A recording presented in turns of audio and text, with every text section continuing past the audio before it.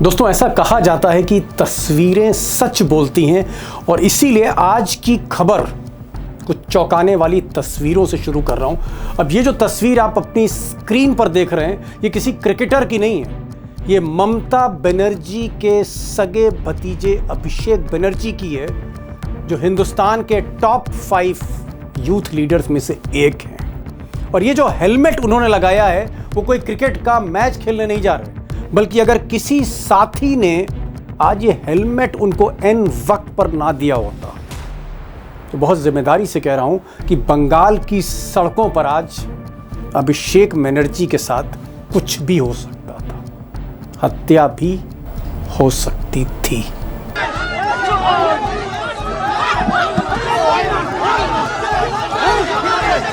उसको लगा पीठ में, छाती में, हाथ में, पैर में। क्या हाल किया है। मैं एक हेलमेट पहन के जा रहा था, नहीं तो आज मेरा सर 2 टुकड़ा हो जाता।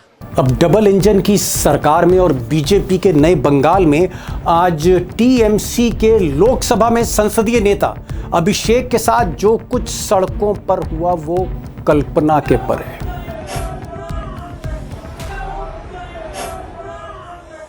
अब गोदी मीडिया कलकत्ता से लेकर दिल्ली तक इस खबर के असली तथ्य छुपा रही है, लेकिन सच्चाई है, हकीकत यह है कि अभिषेक को सड़कों पर मरता छोड़ पुलिस, लोकल पुलिस गायब हो जाती है।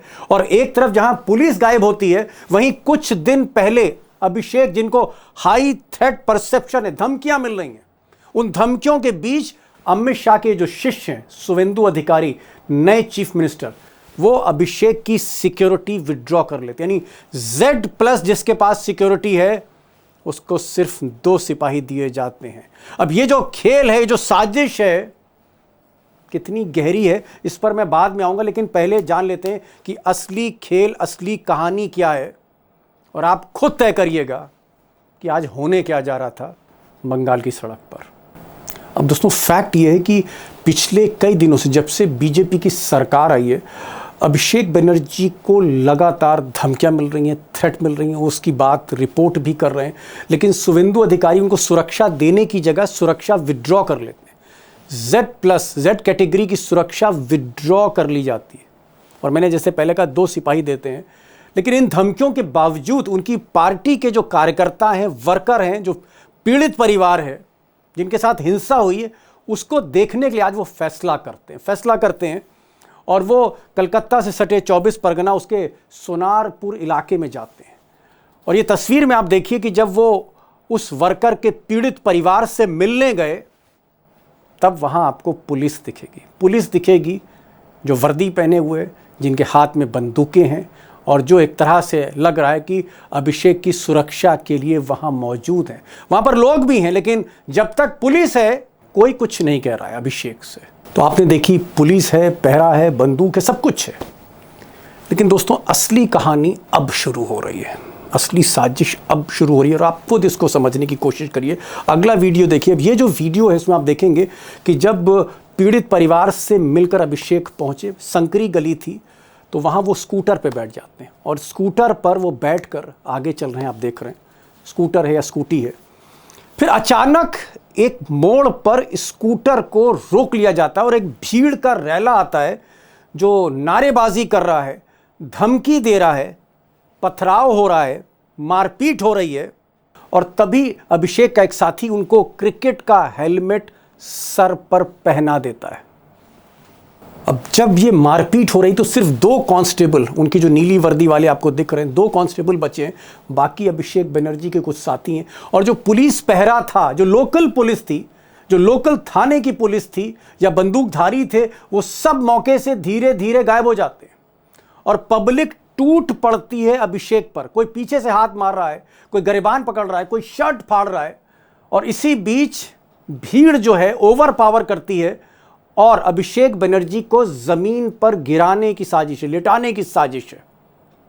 लेकिन टीएमसी के कुछ साथी हैं, कुछ वर्कर हैं, जो उनको जमीन पर गिरने से बचा लेते हैं, फिर धक्का देते हैं और कहीं ना कहीं थोड़ा सा वो आगे बढ़ने की कोशिश करते हैं। अब ये जो संकरी गली है, इसके चारों तरफ सबने पोजीशन ले रखी है। ऐसा लगता है जैसे सब कुछ प्री प्लान्ड है। कहीं से चप्पल फेंकी जा रही, कहीं से पथराव हो रहा है। अब ये जो आप वीडियो देखेंगे जिसमें पीली शर्ट का एक लड़का है, ये एकदम निशाना साध कर हाथ में एक अंडा फेंक रहा है। तो कहीं से अंडे आ रहे हैं, सीधे लग रहे हैं, और कहीं से पत्थर आ रहा है। और हेलमेट अगर ना होता तो आप कल्पना कर सकते हैं क्या होता, आगे क्या होता। अब सबसे चौंकाने वाली बात यह है कि जो 2 सिपाही होते हैं जो बचाव भी करने की कोशिश कर रहे हैं, इस मौके पर वो एक इमरजेंसी कॉल करने की कोशिश करते हैं। जो उनके ऊपर सुपरवाइजरी ऑफिसर हैं, वो एसीपी हो सकते हैं, वो इंस्पेक्टर हो सकते हैं, वो डीसीपी हो सकते हैं। कॉल पर कॉल की जा रही कि किसी तरह से फोर्स भेजिए, थाने की फोर्स भेजिए, पेट्रोल पुलिस है उसको यहाँ पर मौके पर भेजिए, हमें बचाइए। इत्तेफाक देखिए या दुर्भाग्य देखिए कि एक भी अफसर इस फ़ोन कॉल का, SOS का, इमरजेंसी कॉल का जवाब नहीं देता। और ये मैं नहीं कह रहा हूं, अभिषेक बनर्जी को सुनिए। जो 2 लोग मेरे साथ तैनात है, तो वो लोग भी अगर अपने ऊपर सुपीरियर्स को बता रहे हैं, फिर भी कोई फोर्स नहीं आ रहा है, तो ये साफ है कि ऊपर से चाहता है। अब काफ़ी देर तक अभिषेक बनर्जी की पिटाई होती, चप्पलों से, पत्थरों से, शर्ट फट जाती है, चश्मा उनका कहीं टूट के गिर जाता है, हेलमेट भी लोग खींचने की कोशिश करते हैं, लेकिन उनके कुछ साथी हैं, कुछ उनके वर्कर्स हैं जो वहाँ से बचा के उनको ले आते हैं। लेकिन सवाल अभिषेक बनर्जी का नहीं है, अभिषेक बनर्जी का नहीं। सवाल ये है कि देश के जो प्रधान सेवक हैं, नरेंद्र मोदी हैं, जब बंगाल जीतते हैं, जिस शाम को ये बंगाल जीतते हैं, उसी शाम ये पार्टी के मुख्यालय में कहते हैं कि हिंसा बंद होनी चाहिए। अब चाहे कोई भी पार्टी हो, चाहे लेफ्ट पार्टी हो, टीएमसी हो, बीजेपी हो, कोई पार्टी हो, अब हिंसा बंद होनी चाहिए, बदले की भावना बंद होनी चाहिए। बंगाल में हमें बदलाव लाना है, हमें हिंसा नहीं करनी, हमें बदला नहीं लेना है, हमें बदलाव लाना है। सुनिए, पहले मोदी जी को सुनिए। बंगाल की सेवा के लिए काम करें, बदला नहीं, बदलाव की बात होनी चाहिए। अब दोस्तों, सवाल यहां पर हिंसा का या फिर अभिषेक बनर्जी का नहीं, सबसे बड़ा सवाल यह है कि जिस शाम नरेंद्र मोदी और अमित शाह ने बंगाल जीता, उसी शाम एक जलसे में, पार्टी के मुख्यालय में, दिल्ली में एक जलसे में प्रधान सेवक नरेंद्र मोदी ने कहा कि अब हिंसा बंद होनी चाहिए, बदले की भावना से जो हिंसा होती है वो बंद होना चाहिए, हमें बदला नहीं बदलाव की राजनीति करनी है। अगर बदले की बात हमेशा के लिए दफन करना चाहते थे मोदी, बदलाव की बात करना चाहते थे, तो फिर ये बात मोदी की नीचे तक क्यों नहीं पहुंची? शुवेंदु अधिकारी के कान क्यों बंद हो गए? क्यों जो बीजेपी के स्टेट चीफ हैं उनको ये सुनाई नहीं पड़ी? या मोदी से ऊपर है शुवेंदु अधिकारी, या फिर मोदी की बात सुनने वाला कोई नहीं है, या फिर एक मौन सहमति है? अब दोस्तों, एक और बड़ा सवाल कि क्या जो गैर भाजपा नेता हैं, वो चाहे बंगाल में हो या किसी भी राज्य में हो, क्या जो गैर भाजपा नेता हैं जहां डबल इंजन की सरकार है, उनके साथ वही सलूक होगा जो अभिषेक बनर्जी के साथ हो रहा है, या टीएमसी के कई और सांसदों के साथ या विधायकों के साथ जो सलूक हो रहा है? क्या बात अब ईडी, इनकम टैक्स, जेल और गिरफ्तारी से बढ़ चुकी है? अब सीधे सड़कों पर जवाब दिया जाएगा, और वो भी भीड़ जो है वो मॉब लिंचिंग करेगी? क्या ये एक खतरे की घंटी है? और जो अगला कदम है, क्या आज जो आपने देखा उससे भी ज्यादा भयानक है? अब ये बड़ा एक सवाल था, तो आज मैंने विनोद शर्मा साहब को बुलाया। विनोद शर्मा साहब पिछले 45-50 वर्षों से रिपोर्टिंग कर रहे हैं, हिंदुस्तान टाइम्स के एडिटर रहे, नरेंद्र मोदी से भी कई बार इंटरव्यू कर चुके हैं, ममता बनर्जी को तब से जानते हैं जब वो स्टूडेंट लीडर थी। विनोद शर्मा से आज मैंने कई सवाल पूछे कि देश की राजनीति किस तरफ जा रही है, कि क्या अब विपक्ष को न सिर्फ घर बैठाया जाएगा, प्रदेश छोड़ने पर भी मजबूर कर दिया जाएगा। ये देश किस तरफ जा रहा है? विनोद शर्मा को सुनिए। और क्योंकि आज बड़े दुख के साथ कह रहा हूं कि मैंने 4 पत्रकारों को, एक नहीं 4 पत्रकारों को मैंने आज कोशिश करी कलकत्ता में बात करने की। कुछ पत्रकार ने फ़ोन नहीं उठाया, कुछ का फ़ोन बंद था, और एक साहब ने मुझसे बातचीत की, लेकिन उन्होंने कहा दीपक जी मैं कैमरे पर लाइव नहीं आ सकता। ये हाल है इस वक्त बंगाल का, ये हाल है दोस्तों इस वक्त बंगाल का। तो बंगाल में क्या कुछ हुआ, अभिषेक कुमार जो हैं, मैंने उनसे कहा कि आप कुछ लोगों से बात करिए और मुझे बताइए ताज़ा हाल क्या है। तो अभिषेक को भी सुनिए। अभिषेक, क्या ये बात सही है जो अभिषेक बनर्जी कह रहे हैं, आपके नामा राशि, कि उनकी सिक्योरिटी विथड्रॉ की गई? आज उन्होंने अर्जी दी थी कि भाई उनको थाने से पुलिस मिल जाए, स्थानीय पुलिस मिल जाए, वो भी नहीं दी गई। उसके बाद उनके साथ जो 2 कांस्टेबल थे, पुलिस के सिपाही थे, उन्होंने जब फ़ोन किया तो ऊपर के जो मातहत नीचे के अफ़सर थे या ऊपर के अफ़सर थे, किसी ने भी फ़ोन कॉल रिटर्न नहीं की। उनका कहना है कि ये जानबूझ के किया गया, पहले से ही वहाँ पर अंडे बाँट दिए गए थे। इशारा होते ही चप्पल उन पर पड़ने लगी, फिर उनको ज़मीन पर गिराने की कोशिश हुई और उनकी शर्ट फाड़ दी गई और पथराव भी हुआ। ये तो कहिए किसी ने वहाँ पर हेलमेट उनको पहना दिया, वरना ये बहुत गंभीर घटना हो सकती थी। तो क्या खबर कलकत्ते से क्या आ रही जो आपकी वहाँ पर बात हुई है? कुछ स्थानीय लोगों से बात हुई है, अभिषेक के लोगों से बात हुई है आपकी?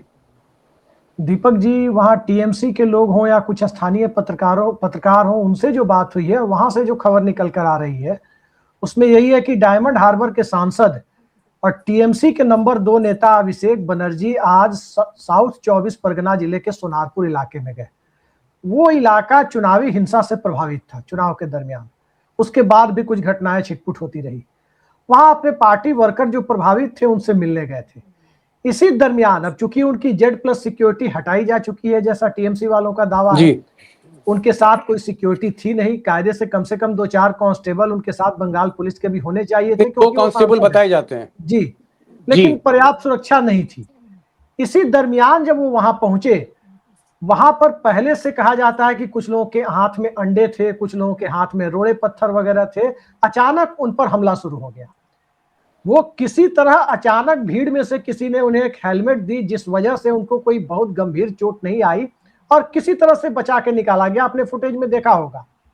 उसके बाद से जिस तरह से टीएमसी की तरफ से आक्रामक प्रतिक्रिया आने लगी है और साफ साफ कहा जा रहा है कि ये भारतीय जनता पार्टी के द्वारा प्रायोजित हमला है, तो इसके बाद की जो सियासत है पश्चिम बंगाल की, वो किस दिशा में जाएगी ये कहा नहीं जा सकता। लेकिन आज के घटनाक्रम को देख करके साफ लगता है कि कम से कम डेमोक्रेसी में, लोकतंत्र में इस तरह की चीजें उचित नहीं मानी जा सकती। चुनाव में एक की जीत जी, होती है, एक की हार होती है। सब अपने वर्कर से मिलने जाते हैं, इसमें कहीं जी, कोई गलत बात नहीं है कि कोई कौन किससे मिलने जा रहा है।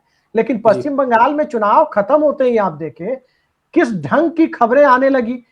हालत तो ये हो गई कि एक सीट का, फाल्टा का जो चुनाव रोका गया था, वहां टीएमसी का कैंडिडेट ही विड्रॉ करके चला गया। इतना डरा सही कह दिया रहे गया, हैं। डर का माहौल बहुत ज्यादा है बंगाल में। मैं आ रहा हूँ। विनोद जी, आपने सुना अभिषेक को बता रहे हैं कि पुलिस थी ही नहीं वहाँ पर और बार-बार पुलिस को कॉल किया जा रहा था। अभिषेक ने भी इस घटना के बाद कहा है कि पहले भी उन्होंने पुलिस की मदद माँगी, नहीं मिली।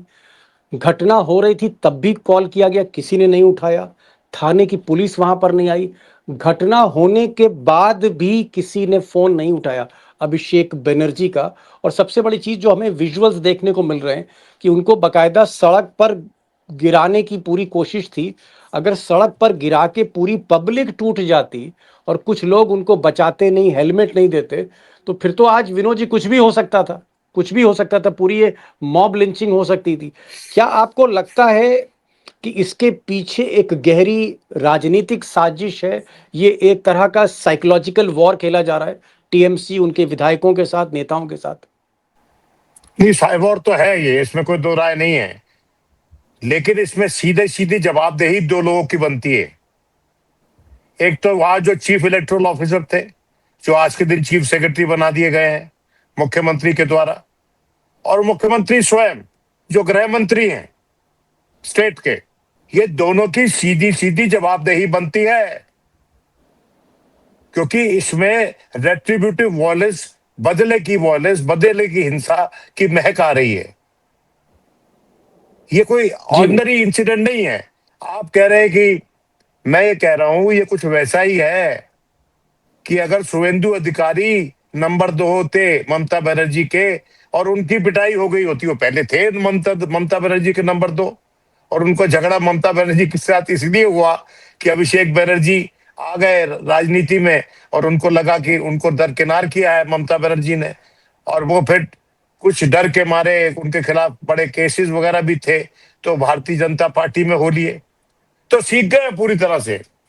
देखिए, ऐसा है कि सच्चाई ये है कि इतने बड़े स्तर पर जो फेरबदल हुआ है वेस्ट बंगाल में, उसमें कुछ बातें सही है जो एंटी इनकम्बेंसी ममता बनर्जी के खिलाफ थी, वो पैल्पेबल थी, वो महसूस करने वाली एंटी इनकम्बेंसी थी।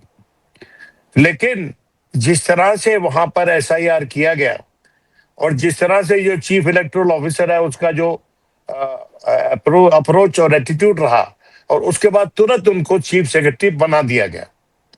और स्वयं जो है शुभेंदु अधिकारी मुख्यमंत्री और गृह मंत्री हैं, जी उनसे जवाबदेही मांगी जाए, बोले बताएं ये कैसे हुआ।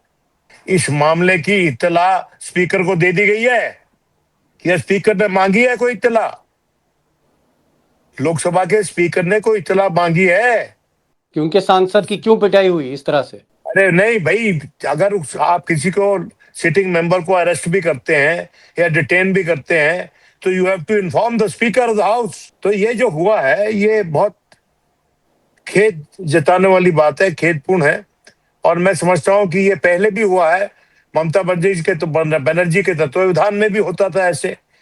और अगर आज के दिन the boot is on the other foot तो उसको हम समर्थन नहीं कर सकते, क्योंकि हम ममता बनर्जी के टाइम पे पोस्ट पोल वायलेंस को समर्थन नहीं किया जाता था। प्रधानमंत्री ने क्या कहा था कि हम जो बदला नहीं, बदलाव की बात कर रहे हैं। बदला नहीं, बदलाव बोला था ना माननीय प्रधानमंत्री ने। जी जी ये बदलाव है क्या? विनोद जी, इसमें अभिषेक बनर्जी का ये कहना है, जो उन्होंने अपना बयान दिया इस घटना के बाद, कि ये पूरी तरह से प्रायोजित थी। पुलिस ने कुछ सुना नहीं, वहां पर पुलिस जो है मौके से चली गई, भाग गई। जो लोकल पुलिस थी उनकी पिटाई होती रही, कुछ भी हो सकता था। उन्होंने कहा कि जान पर हमला था ये। लेकिन बीजेपी कह रही है कि साहब इसमें कोई ना प्रायोजित है ना किसी तरह का इसमें बीजेपी का कोई हाथ है। तो पब्लिक का गुस्सा है, ये तो हाँ। पब्लिक वाले थे, वो अंडे फेंक रहे थे, वो चप्पल मारे थे, इसमें हम क्या करें? हाँ, कुछ नहीं कर सकते, सही बात है। आपको इसलिए तो इलेक्ट किया गया है कि पब्लिक को अंडे मारने दो, विपक्ष पे उनकी पिटाई करने दो। आप किस लिए बैठे हो भाई वहां पर? अजब आर्गुमेंट है भाई कि जनता के मन में रोष था, गुस्सा था। एक तरफ तो ये बात आप कह रहे हो, तो आप आज के दिन जो बात कह रहे हो वो हमारे प्रधानमंत्री के सेंटिमेंट के खिलाफ बात कर रहे हो आप। किसकी सुने बीजेपी में भाई? शुभेंदु अधिकारी ने खुद कहा था कि भाई इलेक्शन में हो जाता है, सब ठीक ठाक हो जाता है, पर now we have to work together for the state. This is working together for the state. ये इलेक्शन हो जाते हैं, सरकारें बदल जाती हैं, निजाम नहीं बदलता, निजाम की तेवर नहीं बदलती है, वही है। और ये रेट्रिब्यूटिव वायलेंस है। अगर जनता ने रोशनी में भी किया, अरे आपने वहां पर 2 कांस्टेबल उसके साथ भेजे हुए हैं, आपकी समझ में नहीं आता कि उसको बेटर सिक्योरिटी की जरूरत है। आपको समझ में नहीं आता कि वो लीडर आता, हाउस डिप्टी लीडर है हाउस में लोकसभा का, और आपको ये समझ में नहीं आता कि वो एक बड़ा नेता था जब ममता पार्टी बनर्जी के जनरल सेक्रेटरी राज करती थी। पार्टी का जनरल सेक्रेटरी है और प्रिंसिपल ऑपोजिशन का व्यक्ति है वो। उसकी जो बुआ है वो जो है वो पूर्व मुख्यमंत्री रही 3 बार। आपका ये रवैया है, तो फिर आप में और ममता बनर्जी के क्लब्स में फर्क क्या है? ममता बनर्जी पे यह आरोप लगता ना कि उसके क्लब के जो लोग थे वो कैंगरू कोर्ट चलाते थे, तो आपके भी कैंगरू कोर्ट सक्रिय हो गए। उन्होंने फैसला ले लिया कि इसकी पिटाई करनी है, हमने करो। एक सवाल और, अभी मेरी बात हो रही थी आज, क्योंकि पत्रकारिता से जुड़ा है, मैंने आज 4 लोगों को फोन किया, बड़े पत्रकार थे। एक पत्रकार का फोन बंद था, दूसरे ने मना कर दिया, तीसरे ने बताया कि वहां पर बुलडोजर चल रहे हैं, लोगों को डराया जा रहा है, कई विधायकों को नंगा करके घुमाया जा रहा है। लेकिन दीपक जी मुझे माफ़ करिए, हमें थोड़ा संभल के रहना होगा, लेकिन मैं आपको सूचना दे सकता हूँ, कैमरे पर नहीं आ सकता। ये क्या संकेत दे रहा है Vinod ji? Nobody wants to talk, कोई बात नहीं करना चाह रहा है वहां से, कलकत्ता से। Atmosphere of terror and intimidation. जी आप समझ रहे हैं? This is an atmosphere of terror and intimidation. और वहां पर अगर लोग विचलित हैं, इतने सहमे हुए हैं कि बात नहीं कर रहे हैं, और बंगाली बात नहीं कर रहा है, कमाल है। बंगाली कैसे बात नहीं कर रहा भाई? सुभाष चंद्र बोस का स्टेट। अरे वो आर्गुमेंटेटिव इंडियन है, उसी पे तो किताब लिखी थी हमारे नोबेल लॉरिएट ने, जिनको बहुत परस्पर गाली देते हैं ये लोग, जी याद है आपको? मैं ये समझता हूं, मैंने जान के उनका नाम नहीं लिया है, उनको क्यों इस पखेड़े में हम ड्रैगन करें, लेकिन मैं ये समझता हूं कि वहां पर वेस्ट बंगाल में जो आज की जो स्थिति है वो चिंताजनक है। और ये ऐसी स्थिति पहले भी थी, और मुझे याद है कि जब पोस्टपोन वायलेंस हुआ था तो गवर्नर साहब उठ के चले गए थे। जगदीप धनखड़ जी हुआ करते थे ममता जी के टाइम में, जब हुआ था पोस्टपोन वायलेंस, याद है आपको? ये गवर्नर कहाँ है? रवि साहब कहाँ हैं जो बात बात पे तनकीद करते थे तमिलनाडु में? जब से वेस्ट बंगाल में आए हैं चुप हो गए क्या? क्या हुआ इनको? व्यक्तित्व परिवर्तन हो गया? कहाँ है गवर्नर जी साहब? देखिए, जी governor is the appointee of the president of India. और ये जो हुआ है, पार्लियामेंट बनती है लोकसभा, राज्यसभा और प्रेसिडेंट ऑफ इंडिया से, और यहां पर लोकसभा का एक सदस्य, sitting member of parliament, has been bitten up. ये सवाल है। अगर आपने कॉन्स्टिट्यूशनली सरकार चलानी है केंद्र में और प्रदेश में, तो ये जवाब तो देना पड़ेगा अब आपको। जी अभिषेक, आपको क्या लग रहा है कि इसमें पुलिस इंडिपेंडेंटली कार्रवाई करेगी, या आपको लगता है पुलिस मिली हुई है ऊपर से नीचे तक और ये एक तरह की प्रायोजित हिंसा या हमला था? दीपक जी, पुलिस इंडिपेंडेंटली कार्रवाई करेगी इसकी गुंजाइश बहुत कम है।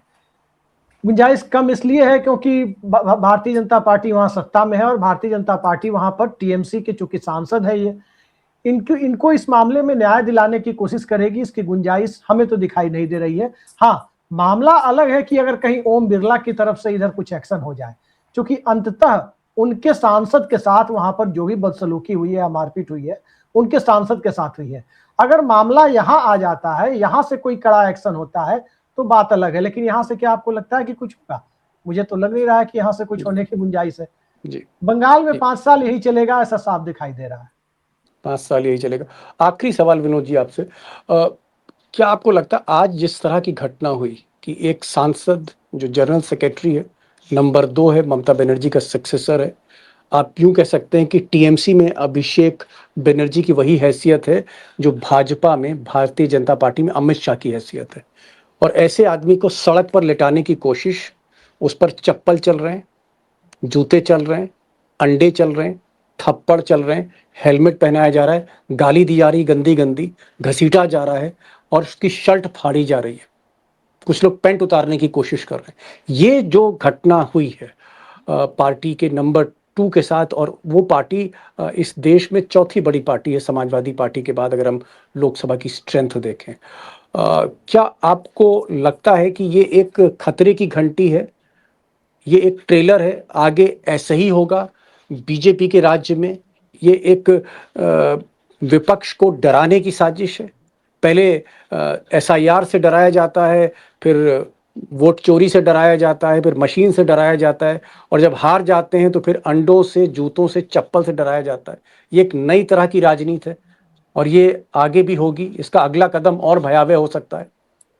देखिए, आगे होगी नहीं होगी ये तो जो प्रैक्टिशनर है वो बताएंगे, लेकिन हमारी जो राय है, वो आपके सवाल के जवाब में एक पुराना सवाल मुझे याद आ गया, मुझसे किसी ने पूछा था एनडीटीवी पर, कि भाई अगर मोदी जी प्रधानमंत्री हो जाते हैं, उसके बावजूद भी जो अमेरिका ने उन पर बैन लगा रखा है कि वो अमेरिका में नहीं जा सकते, तो उस पर आपकी क्या पोजीशन होगी?